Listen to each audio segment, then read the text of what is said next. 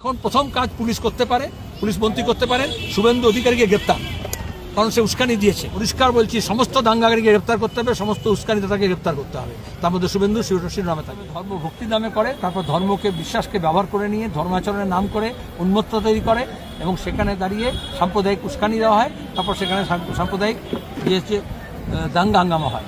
এটা আমরা প্রথম থেকে বলে যাচ্ছি, বিজেপি তৃণমূল এই বিভাজনের রাজনীতি করছে। আজকে কেন মুর্শিদাবাদে হলো?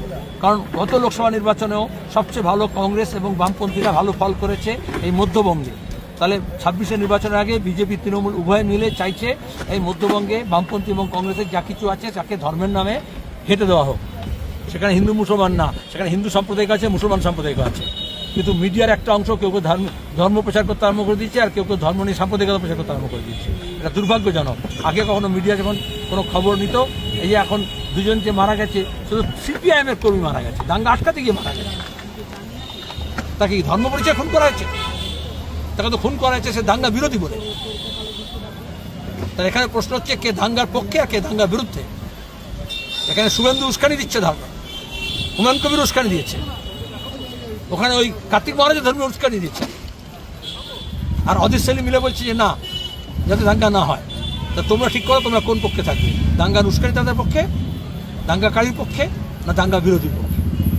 যেখানে মুর্শিদাবাদে আপনার কেন্দ্রীয় বাহিনী নেমেছে এবং নেতাদের উস্কানিমূলক কথাবার্তা চলছে, সেই জায়গায় কি পুলিশ এই ব্যবস্থা নিয়ে? পুলিশ ব্যর্থ হয়েছে, পুলিশ মন্ত্রী ব্যর্থ হয়েছেন।